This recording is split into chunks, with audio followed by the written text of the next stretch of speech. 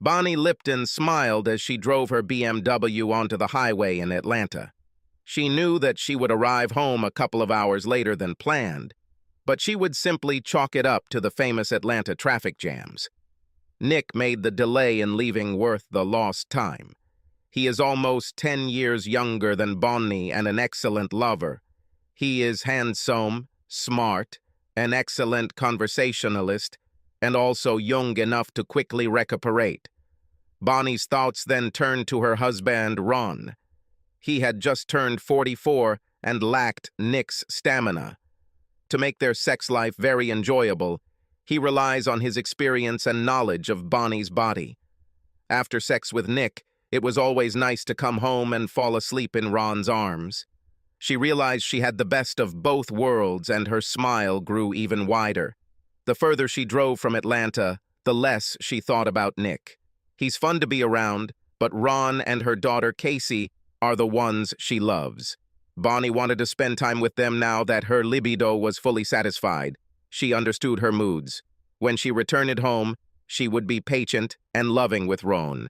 He is a wonderful person and an exceptional husband. Casey was athletic and smart. She had many friends in sports and school activities. It's not unusual for 2 or 3 of her girlfriends to hang out at the house on weekends. Bonnie enjoyed being with young women, and they seemed to look up to her as a role model. Bonnie made sure to always be well-dressed. She held an excellent position in an architectural firm and was respected in the community. She and Ron were well known both individually and as a couple. Ron now runs his family's successful construction company.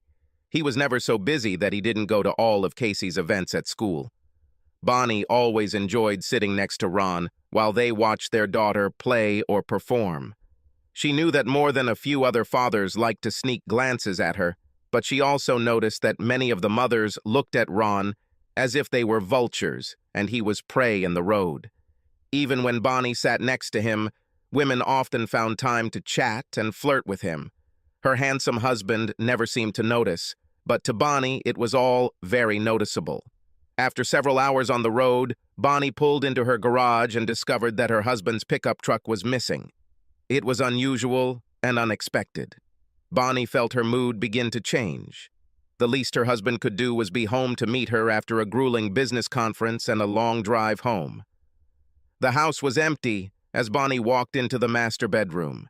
She couldn't figure out what caused it, but deep within her was a sickening feeling.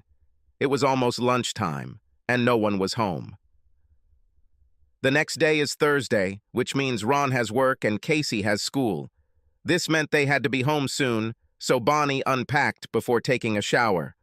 While she was thinking about Ron and Casey's unexplained absence, Bonnie remembered that her phone was off. It had been turned off since dinner the previous evening.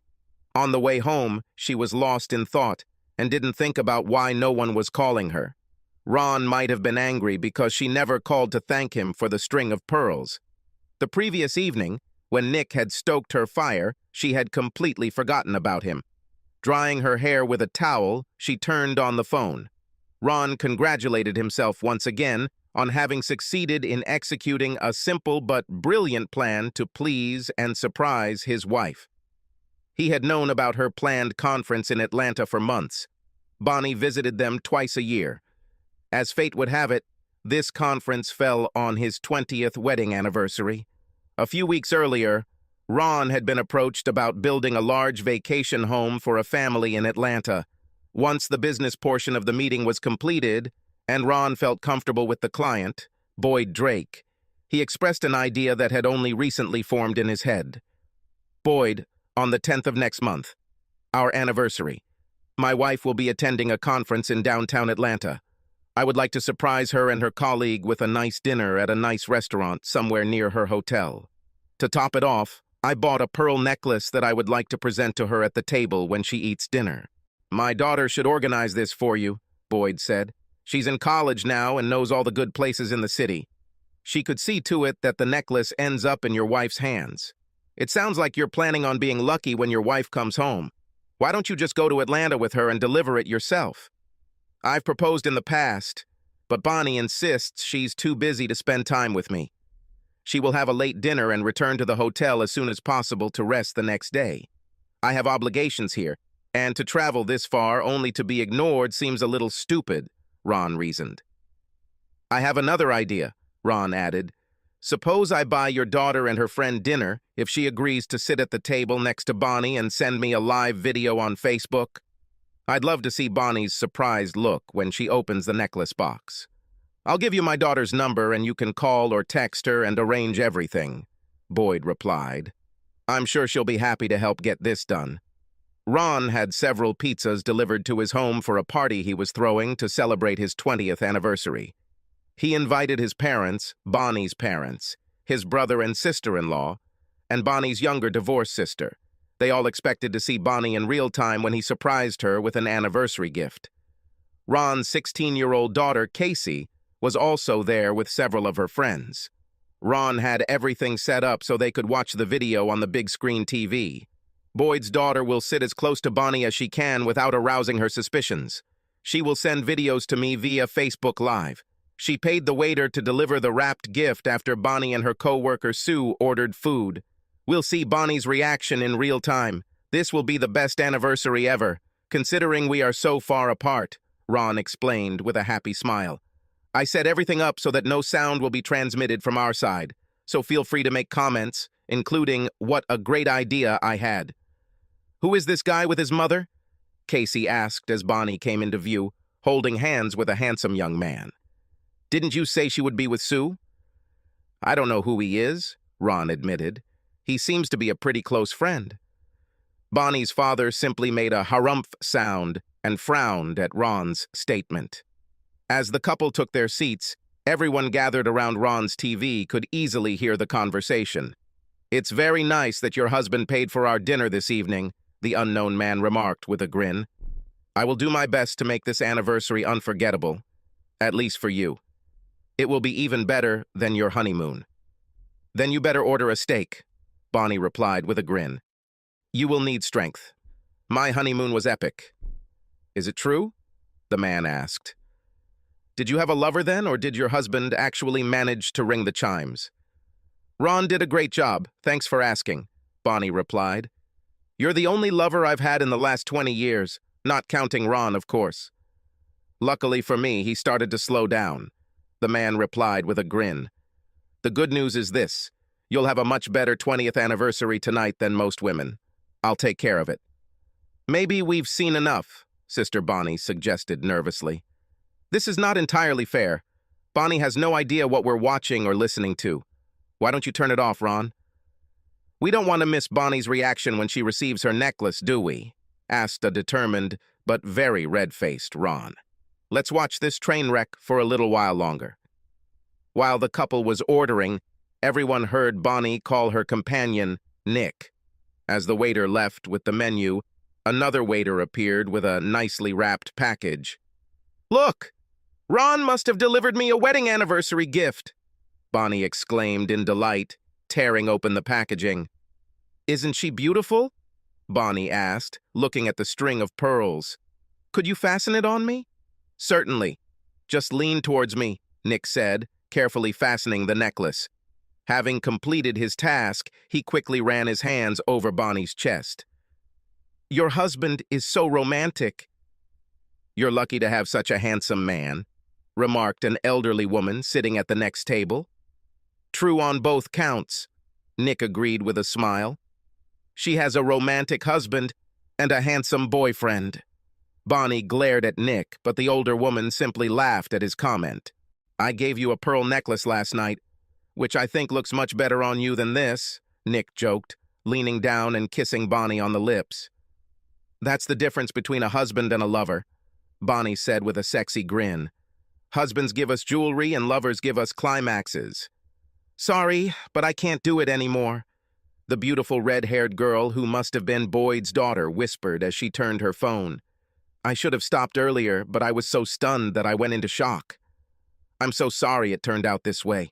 I will definitely erase everything from my phone. I have to go. The TV turned off and everyone sat in stunned silence. One of Casey's friends was the first to speak. It's already late. We'd better leave. See you tomorrow at school. If I even go, Casey replied with tears in her eyes. Dad, is it okay if I go home to my friends? I feel like I need to be with them now. Of course, honey. I understand. We'll talk tomorrow. Drive carefully, girls. Ron had to practically whisper. His throat was so dry. I don't know what to say, Bonnie's mother began. I think we got the wrong impression about what was happening. Bonnie loves you, Ron, and is ready to give her life for Casey. Don't do anything rash. Ron's other guests mostly repeated these words as they quietly discussed the situation. After a few more minutes of calm discussion, Ron made his decision. I have something to think about. Everything. Please find a way out yourself and give me some time to be alone and think about my options. When everyone had left, Ron took out his suitcase and began to pack his things. Bonnie was surprised by the number of messages she'd received and calls she'd missed since she'd turned off her phone the previous evening.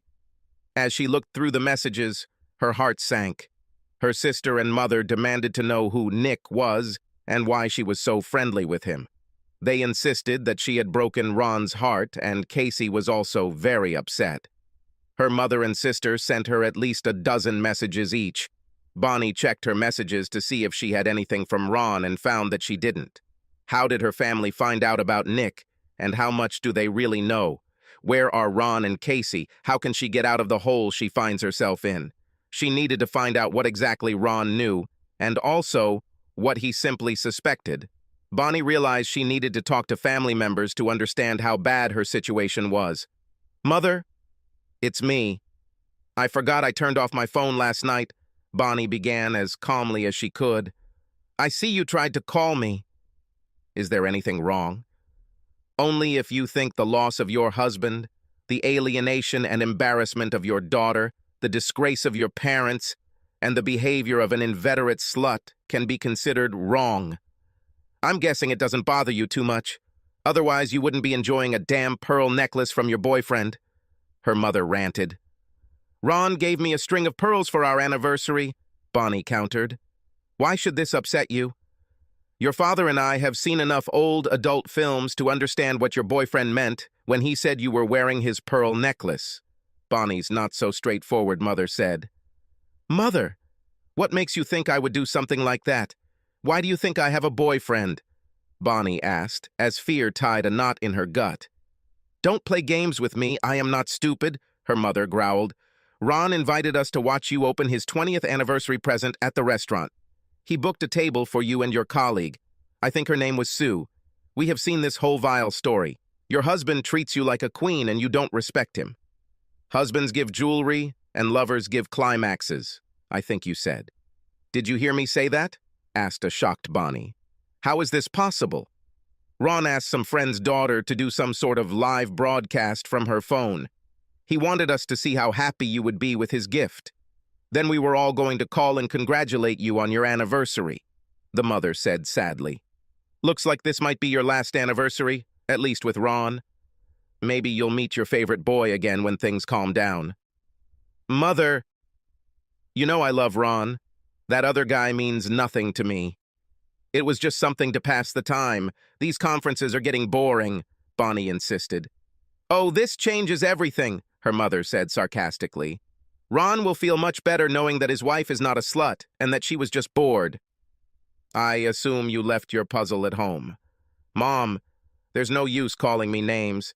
How can I convince Ron that he is the only man I love? You didn't even convince me, so I'd say you have some work to do, the mother replied. Watching you with that man is the worst thing I've ever seen. I highly doubt Ron found it better. After talking with her mother, Bonnie thought about her situation. Her entire family had seen and heard everything she and Nick had discussed at dinner the night before. Remembering her conversation with Nick, Bonnie realized how bad her situation was. She decided to call Casey. Casey, where are you? Bonnie asked when Casey answered her call. I'm with Morgan. She's trying to console me because my family has broken up, Bonnie's daughter replied. We are not breaking up. Please come home and we can talk about this. Where is your father? Bonnie asked, uncertainty. He moved to a cottage on the lake, Casey answered. I don't think he wants to see you.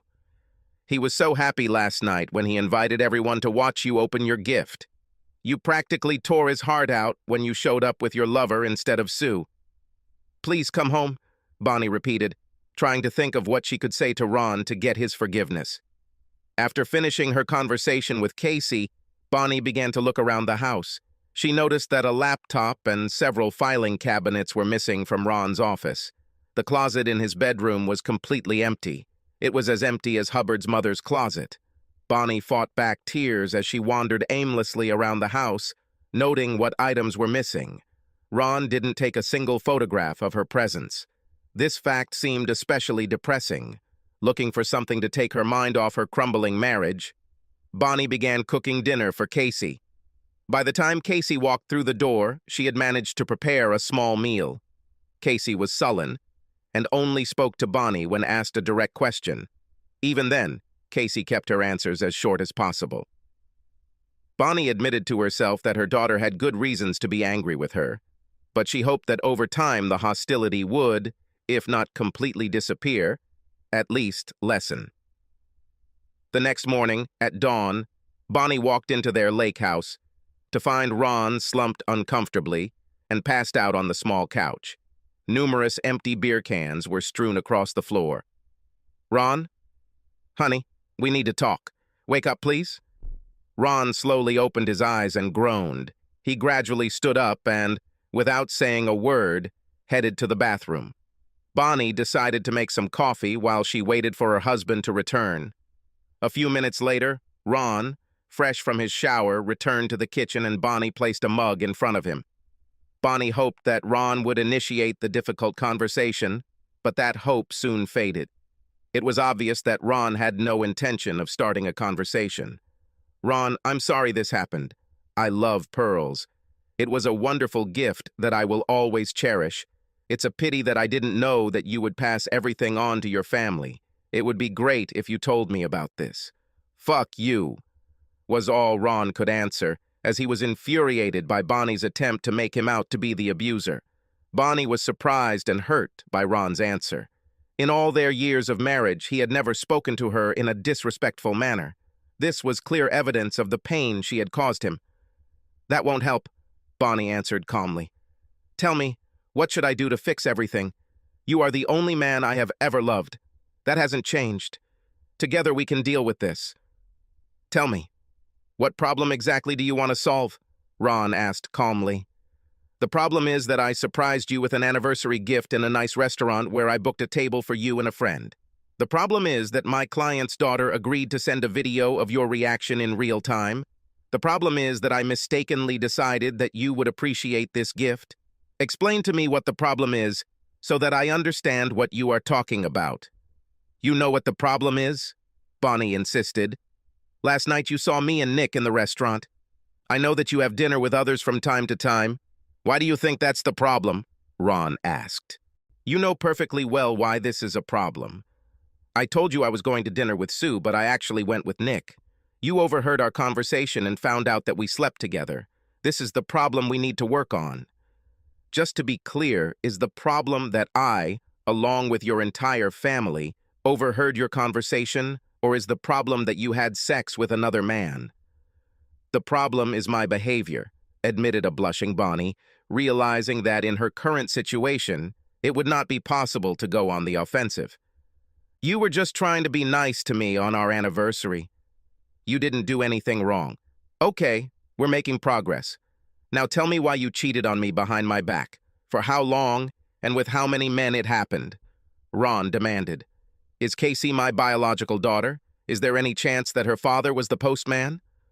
There's no need to be vulgar or offensive, said an emotionally stunted Bonnie. Of course, Casey is your daughter. Nick has been my only lover since we started dating.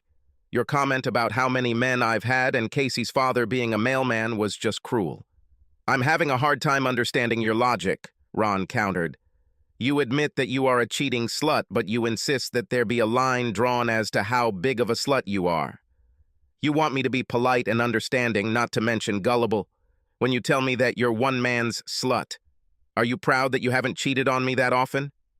By the way, How long have you been sleeping with Pretty Nick and how often? You forgot to mention these important facts when you began to refuse the title of city slut. This was the third conference we've slept together at, Bonnie admitted with tears in her eyes as she finally began to feel the depth of Ron's anger and humiliation. Besides you, he is the only man I've been with since we got married 20 years ago. It will be 2 nights together at each of the 3 conferences, said Ron. Have you ever had sex with him anywhere else? No, Bonnie stated. This happened a total of 6 times and I deeply regret it. I owe you an apology. Are you saying that a young stud like Nick was only capable of 1 time a night with a beauty like you? Asked Ron. He never had you more than once a night? Who cares? Asked a discouraged Bonnie. We probably did it 3 times every night. Now for the big question, Ron announced. Why did you have sex with another man? Was sex with me so thankless, so mundane, so pathetic, that you needed to find a younger, more satisfying lover? Of course not. I was bored, and he pursued me tirelessly. I turned out to be weak. It's not about you or our sex life. It's my vanity, maybe a midlife crisis. He doesn't mean anything to me. I swear. It's clear. You had sex with a man who meant nothing to you, Ron repeated. Did you have sex with Mr. Jenkins? The guy who lives down the street and wears those ridiculous shirts? Asked a very confused Bonnie. Of course not. I barely know him, but I find him repulsive. So he means nothing to you? Ron continued. You just told me that you sleep with men you don't love and who mean nothing to you. Jenkins fits that description. So why don't you have sex with him? I didn't say that I sleep with every man who means nothing to me, Bonnie explained, upset.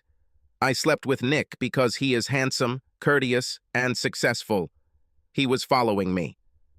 Do you want to say that you will only cheat on me with handsome, successful men who run after you? Apart from a few of these guys, are you a faithful wife? If you don't love the men you have sex with, doesn't that mean you don't love me? No. I'm telling you that I made a terrible mistake and it will never happen again, Bonnie said with feeling. I love you, but not Nick. How do I know this? Ron asked quietly. At our wedding and several other times over the years, you promised to be faithful to me. You are a beautiful woman. Handsome, successful men will always pursue you. I can't trust you. I can't even give you the great sex you love so much.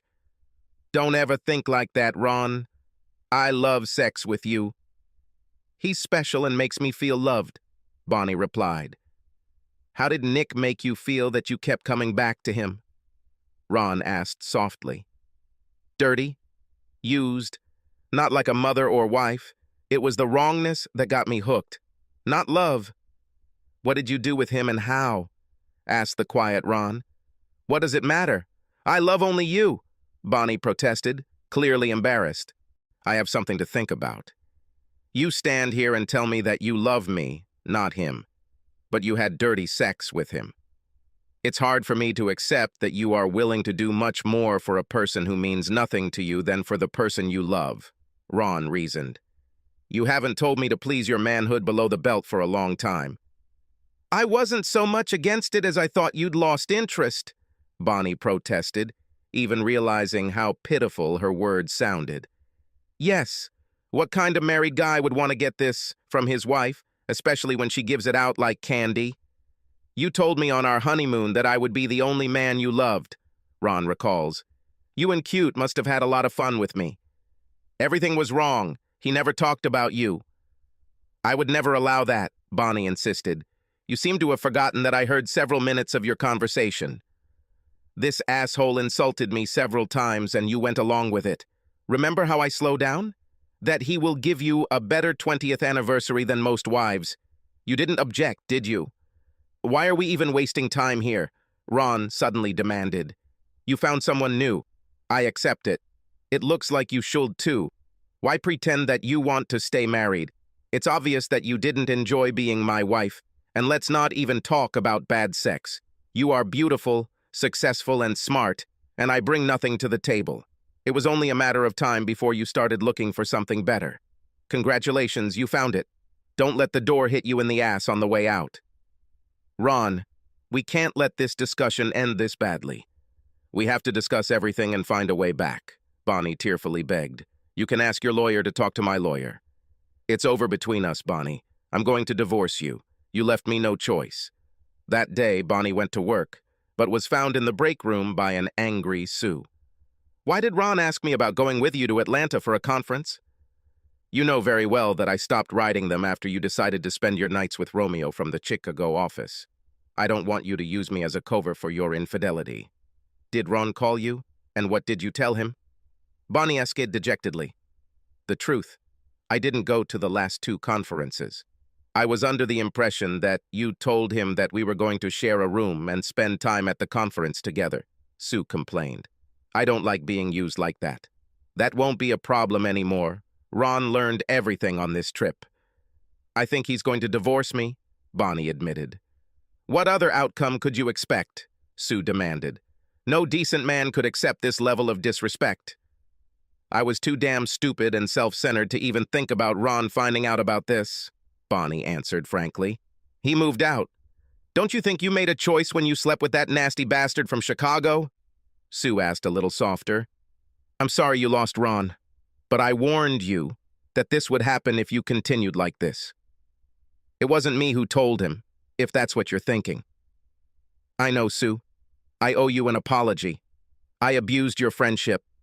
I'm sorry I didn't listen to you. I don't deserve a man like Ron. After finding out that Bonnie was cheating on him, Ron took the day off from work. He was determined to move all his belongings to the lake house before Bonnie returned home. He didn't want to listen to her reasons and excuses for cheating. He hated the thought of life without Bonnie, but he knew he could never forgive her callous disregard for his feelings, nor her ambivalence about loyalty and respect.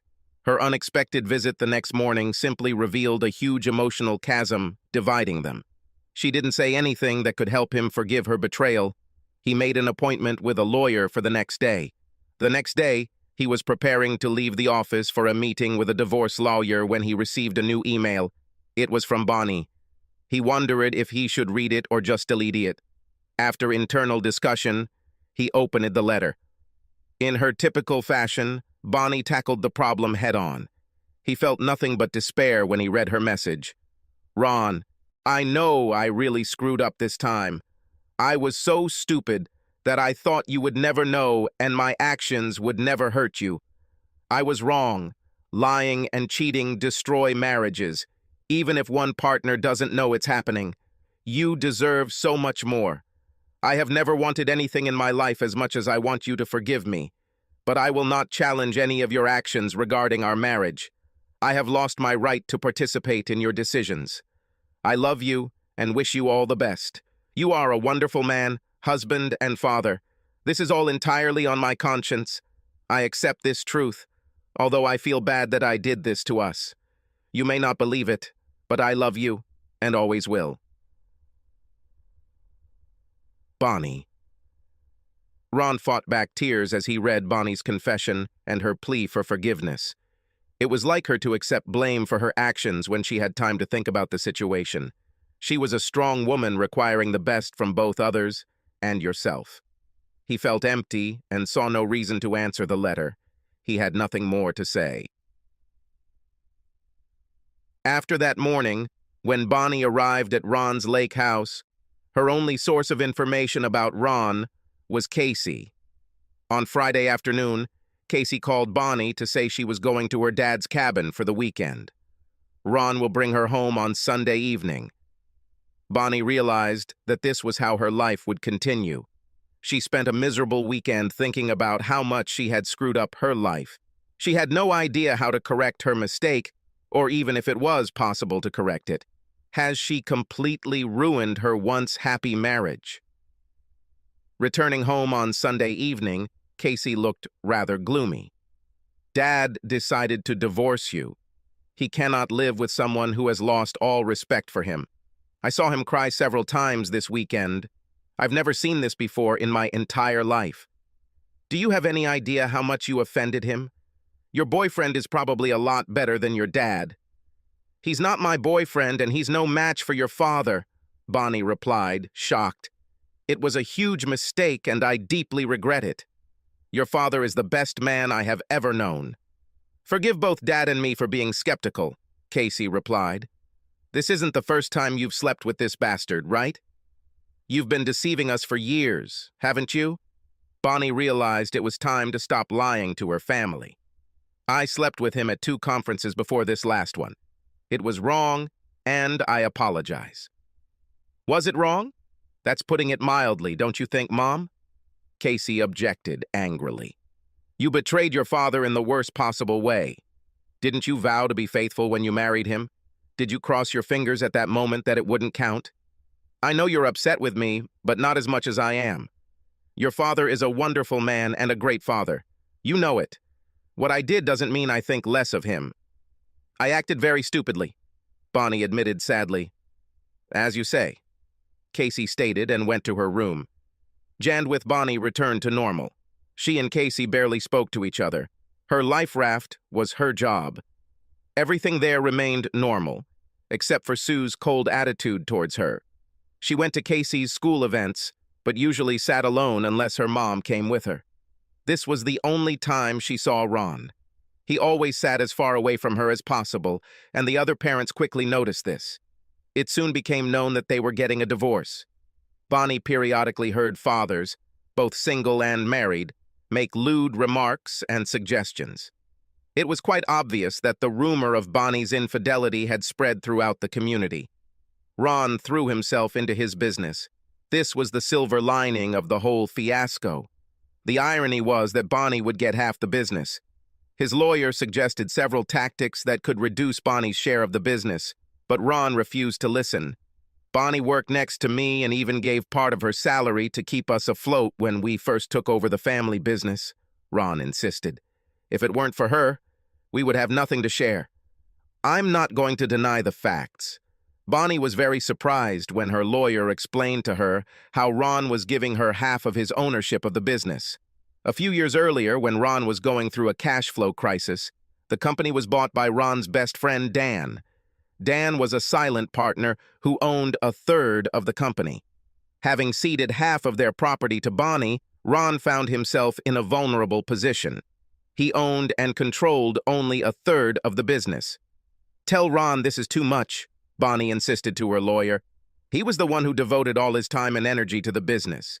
If he insists on giving me a share, tell him that I agree to 1/10 of what we own. He will maintain control without possible disputes. Ron was nothing if not stubborn. When the snow melted the following spring, Bonnie became a single woman again and the third owner of Lipton Enterprises. She couldn't even convince Ron to talk to her on the phone. He completely cut her out of his life. Casey told Bonnie that she wanted to spend the summer between her junior and senior years of high school at a lake house with her father. Bonnie knew this was another attempt by Casey to punish her, but she accepted that she had earned her daughter's scorn. Ron, for his part, was delighted. He developed plans to almost double the size of the cabin. Owning a construction company, he easily completed the construction by the end of July. It was now a 3-bedroom lake house. Each bedroom had its own bathroom and a good view of the lake. It was a completely modernized and comfortable house. The first weekend in August, Ron hosted an open house for his friends and neighbors at the lake. All of Casey's friends were invited. One of them brought with her an older cousin, whom Ron couldn't help but notice. She had a striking blonde look that was complemented very well by a rather modest 2-piece swimsuit. During the day, Ron noticed that this girl was near him most of the time. She laughed at his jokes and flirted with him every chance she got. "Well, Dad, are you trying to get into a little bikini, Patty?" Casey asked one day when they were alone in the kitchen. "Of course not," Ron protested. "She can't be older than 25 and I haven't decided to start dating yet." "She's 27 and seems very interested in you," Casey replied with a knowing smile. "She asks how long you've been single, how old you are, what you do for a living, everything women want to know about potential husbands." "I just met her today," Ron replied. "Don't even think about mentioning the word marriage to me. I tried once and that was enough. I'm not hinting at anything other than that she seems interested. I wouldn't mind if you dated her. She's pretty sweet, and you need someone to help you forget your mom. From what I've seen, Patty is in no hurry to get married. I think she's working on her career now, but this does not mean that she doesn't like male communication. Thanks for enlightening me, Ron joked to his daughter. This girl is too attractive to be interested in an old guy like me. But thank you for your trust. I appreciate your faith in me. Bonnie's company occupied the top 2 floors of an office building in the business district. At the end of the same block was a very popular Italian bistro. She used to have lunch there every Thursday with a few of her friends from work. Because she kept an informal lunch schedule, she often saw the same people eating lunch at the same time. Bonnie and her co-workers became friends with employees of several other companies located in her building. One afternoon, the bistro was unusually crowded and Bonnie's group was unable to get a table. One of the employees at Benson Advertising, located on the 2nd floor of her building, invited her group to join them at a large table. They quickly accepted the invitation. After everyone said their first and last names as an introduction, the conversation began. One of the women on the advertising team was particularly attractive and very friendly. Bonnie found herself enjoying the young woman's good humor. She smiled as the other ladies began to tease the woman. "We don't all have a rich guy with a big house on Lake Henry," the woman Bonnie knew as Mary teased. "It must be nice to wake up with the morning sun reflecting off the lake." "Yes," the young woman agreed, "especially with a handsome guy who gently caresses me. Getting out of bed is such a hassle. If this is the guy who picked you up after work on Thursday, then I can see why it might be a problem," another woman said. "He looks a little older than you, but he seems to be in good shape. He has all the hair and is quite plain-looking." "Ron is all that and more," the young woman offered, smiling widely. "He's a really good guy and a really good lover." Bonnie's friend immediately asked the very question Bonnie didn't even want to consider. "You're not talking about Ron Lipton, are you?" "Do you know Ron?" asked the young beauty before adding, "You have to admit, he looks good." "He's a great guy, but he used to be Bonnie's husband," her colleague said. "I think we should change the subject." "Don't be so dramatic," Bonnie insisted, leaning toward the young woman and extending her hand. "I'm Bonnie Lipton. I didn't catch your name." "Patty Lawson. Ron said his ex-wife was beautiful, but I thought he was probably blinded by love," Patty admitted. "It turns out he didn't do you justice." "I hope you won't be upset that I'm living with Ron now." "I certainly can't blame you, or him for that matter," Bonnie answered honestly. "You are a beautiful young woman with an amazing figure. I can easily understand why Ron liked you. I wonder why Casey never told me anything about you." "I can't speak for Casey, but I want to say that you raised your daughter well. She is very smart and attentive and also beautiful, just like her mother. I really like it when she visits us," Patty concluded. That evening, Bonnie questioned Casey while they were having dinner. "Why didn't you tell me that your father has a beautiful girlfriend who came to live with him? This is something that would interest me." "Honestly, Mom, I didn't mean to hurt your feelings." "I know how you feel about Dad," Casey replied. "I'm still upset that you cheated on him, but I don't want to make you unhappy because of your bad choices. Patty is actually good to Dad. He finally seems happy again. This may surprise you, but I'm glad to hear that Ron is happy. He's a wonderful person and deserves to be with a woman who loves him, even if it's not me. I don't think she directly loves Dad, but she really likes him. She made it clear that her career comes first for the next few years. I want to achieve great success in marketing. Aren't you going to start dating, Mom? Do you keep in touch with your boyfriend from conferences? Do you think you can get along with him?" Casey asked. "With Nick? He's not the person I would look for in a relationship," Bonnie admitted. "He is superficial, slightly rude, selfish, and vain. I never thought of it as anything more than entertainment. It turned out that he made my life hell. Although I knew what I was doing, I shouldn't blame him for my weakness." "Are you interested in anyone?" Casey asked. "You're still beautiful. I've noticed how some fathers and teachers look at you and go out of their way to be polite to you at school events. Honestly, I think Ron ruined me for other men," Bonnie replied with a sad smile. The reason for our divorce is known to most people in the area. It makes women sympathize with your father, and men think of me as an easy target. It was probably easy for Nick, but I won't repeat that mistake again. I just don't understand how you could cheat on your father if you love him so much. Casey was surprised. He always treated you with love and respect. Something went wrong. I asked myself this question. Bonnie admitted. I think I've started to take your father for granted. I knew that he loved me, and I was very confident in this love. This somehow resulted in attempts to try another man, maybe because I knew that I had a reliable back at home. Ron was my anchor.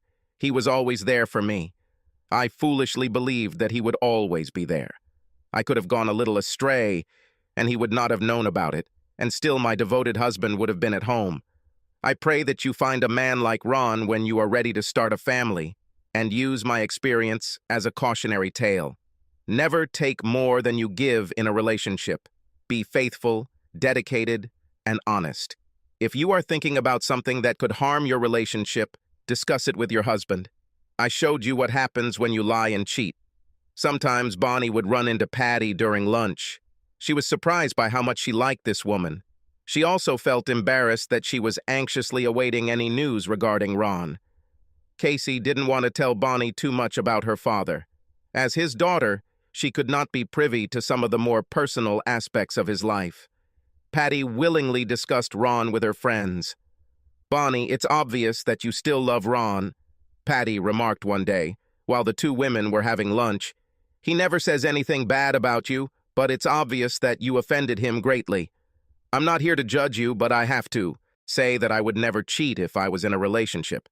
I find it hard to believe you did this. Everything I see and hear from you says that you love and respect him. I would encourage you to remember this when the flame of passion fades and you are caught up in everyday life, Bonnie replied. I lost my way and paid for it. Love isn't always about wild sex and great vacations. Sometimes it's trying to decide when to pump out the septic tank or what color to paint the house. Everything becomes ordinary, but that's normal. Ron is an honest businessman, a caring, loyal friend, and a great father. I will always love him, but I betrayed him in the worst way a wife can. I learned my lesson. Perhaps I woke up too late. I told Ron last night that I was accepting a position in Seattle and would be leaving in 2 weeks. This is a great opportunity for me. I told him from the beginning that I put my career first, but I see that my news upset him, Patty said. I'm telling you this so you know what he's going through and maybe help him if he gets depressed. He's a really great guy. He's just not my forever boyfriend. I'm sure he will miss you very much. Ron doesn't do anything on a whim.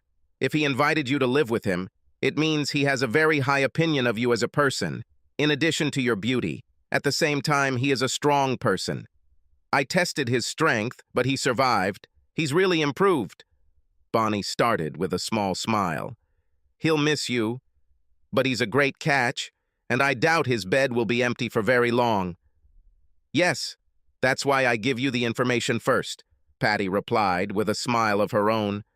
What you do with it depends only on you. Only a week had passed when Ron's best friend and secret partner, Dan, asked Bonnie to meet him for lunch at the bistro. The room was crowded, but they found a small table to the side. After the usual greetings and formalities, Dan explained the reason for his request for a meeting. You know that piece of land that Ron bought on Route 21 near the river? I have a buyer willing to pay almost $2 million for it. Ron bought it for next to nothing. The profit will be huge. Your third will be more than $500,000. Ron said that this land can be bought, and someday it will be very expensive. Is he going to sell it? Bonnie asked, wondering how she was participating in the discussion. That's the problem, Dan replied. He says he thinks the company will get more benefit if they offer it for a long-term lease. He would like the contract to stipulate that his company will build what the tenant needs for his business. That sounds like Ron, Bonnie admitted with a smile, thinking about how businesslike and smart he was. I'm sure he's done the math, and his plan will be more profitable in the long run. What is the problem? I think we need to make a quick profit by selling the land. Planning 10 to 15 years ahead is great, but I'd like to get the money now. You own a third of the company, I own a third. Together we could insist that Ron accept the offer and then pay us our share of the profits. Ron won't get hurt. Hell, he'll get $500,000 in cash to calm any ruffled feathers. Bonnie felt her anger rising as she listened to Dan make his proposal. Are you asking me to betray Ron's trust? You think money means more to me than Ron's ruffled feathers, as you call it? Let me tell you something. Ron would take this as a complete and utter betrayal by his wife and best friend. This is the worst thing you could do for him. Worse than his wife having sex with some young guy at a conference? Teased Dan. You're his ex-wife for a reason. You've already betrayed him. He divorced your cheating ass. This is a chance to get a little revenge and at the same time get a good amount of money, Dan reasoned. This shit about a faithful wife won't fly.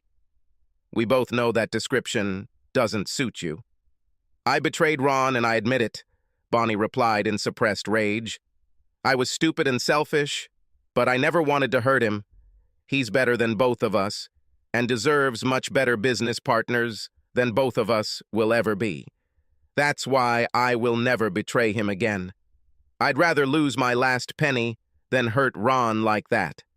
I proved that I was a lousy wife, and you just proved that you are a bad friend and partner. Ron will control my share of the company as long as I breathe. In fact, I'll be making a new will to make sure Ron gets my share after I die. You should know better than to doubt his business skills. Bonnie started angrily, standing up and placing a bill on the table to cover her half-eaten lunch. Then she looked into Dan's eyes. Please don't try to steal this too. Almost a month later, Bonnie opened the door and saw Ron standing on the porch. She was very surprised. Ron had studiously avoided her since the morning she returned from the ill-fated conference. Ron, come in. Everything is fine? Casey left a few minutes ago if you're looking for her, Bonnie said, surprised at how excited she was about Ron's presence right now. I'm here to talk if you have time, Ron began, entering the house that had been his for over 15 years. Can you give me a few minutes? If you're busy, I'll try another time. I'm not busy, Bonnie answered quickly, and I just made coffee. Why don't we sit in the kitchen? I appreciate you taking me in so quickly, Ron said, picking up his coffee mug. You always made excellent coffee. When we first got married, I didn't even know how to cook it, Bonnie answered with a grin. It took me a while to get it right. I didn't marry you for the coffee, Ron countered. You had other attributes that I found much more attractive. I've never heard you call them attributes, Bonnie said, still smiling, but I heard you call them Smith & Wesson several times. Yeah, you brought out the big guns and I was powerless to resist you, Ron admitted. Patty must have you wrapped around her finger or some part of her body, Bonnie said. There's some serious heat coming from her. I appreciate how well you treated Patty. She thinks you're a wonderful person. Her opinion of you is one of the reasons why I'm here. A couple of weeks ago, one of her friends overheard your conversation with Dan over lunch. Patty talked about this before heading to the West Coast. She thinks your dedication and honesty have been exceptional. I have to agree. After the way I treated you in the divorce, you still flatly rejected Dan. Many women whose husbands divorced him so quickly would want to take revenge or at least repay. I would never do that to you, Ron. I know how hard you work on your projects and how much they mean to you. I also know that you will make sure that this land brings in much more income than Dan is looking for. He's a fool to doubt you, Bonnie concluded. I appreciate your vote of confidence. Patty helped me accept the fact that you were my partner, even though I ran the business as if it were all mine. I have to give you the opportunity to express your opinion and say what you want to do, said Ron. If you want to sell this property and split the profits, I will agree. Dan is trying to convince me to sell it, Ron said. I think he doesn't have enough money. He believes that if we sell this land, then each of us will be able to get $500,000 out of business without infringing on him. Would you like this too? I think you probably have plans for this property that will bring good profits to the company and goodwill from the community, Bonnie replied with obvious pride. You were never looking for a quick profit. I always wanted to improve the area and make good money at the same time. You have something planned for this area, right? I was negotiating a long-term lease with General Hospital to build an emergency care complex on this site, Ron admitted. It won't be as profitable as the luxury condominium project Dan's company is pushing to build, but it will still make a good profit, and we'll have a contract to build it. This will create jobs as well as goodwill. I guessed it would be something like this, Bonnie answered, a little smugly. You are a good businessman, but you also invest in society. That's what sets you apart from people like Dan. Dan thinks it's better to make a quick profit. I don't agree with this line of thinking. As far as I understand, he came to you to propose his idea, and you refused him. I trust you unconditionally, Ron. You never gave me a reason not to trust myself. I will support your business decisions until the end, Bonnie promised. It probably sounds strange when you already know you can't trust me, but it's true. I was thinking about how Dan is trying to interfere with your business. It occurred to me that we should buy him back. If he doesn't have the money, he'll probably listen to a reasonable offer. He will be happy, and you will be able to run your business as you see fit. Bonnie reasoned. I've thought about it, but I don't have the capital to make it happen, Ron agreed. We could sell this house, Bonnie suggested. I can get a nice 2-bedroom apartment for Casey and me. Over the years, we have accumulated a lot of capital. The house is almost paid for, and you've made some major improvements. This will be enough for us to buy out Dan's share. Now that we're divorced, this is your home. Are you ready to sell it and invest money in business? Ron asked incredulously. I don't know how soon I'll close the deal on the urgent care center. I cannot guarantee that you will get your money back anytime soon, or even that you will get it at all. Do I look worried? Bonnie joked. Don't forget that I was married to you for 20 years. You will get everything back, with interest. If for some reason you don't do this, it's okay. I owe you one, Ron. Money will never make up for my disrespect, but it will get you away from Dan. I'll agree to this if you come and live in the house by the lake with me and Casey, Ron said, and then quickly added, you will have your own room with a bathroom. It turned out very nice.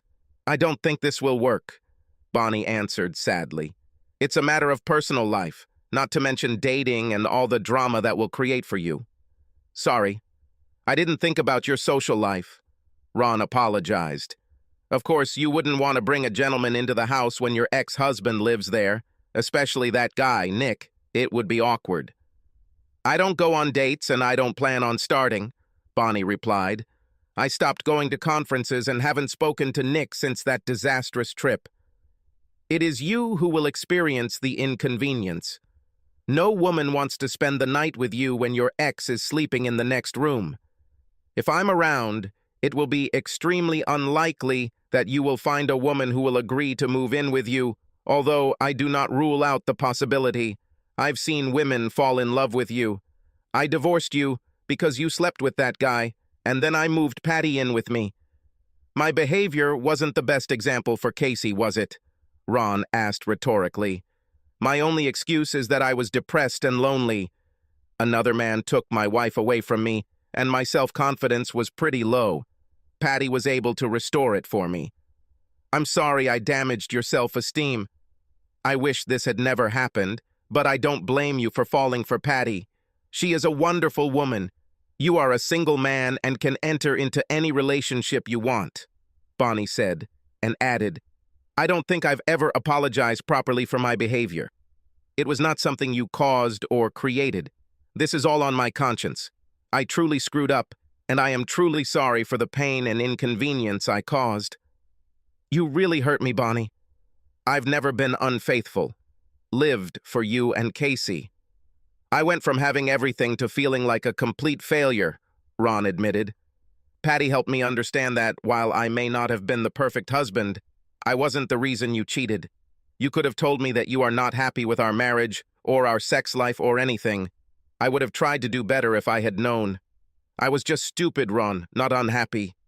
You were a very good husband, a great father to Casey, and a great lover, Bonnie said.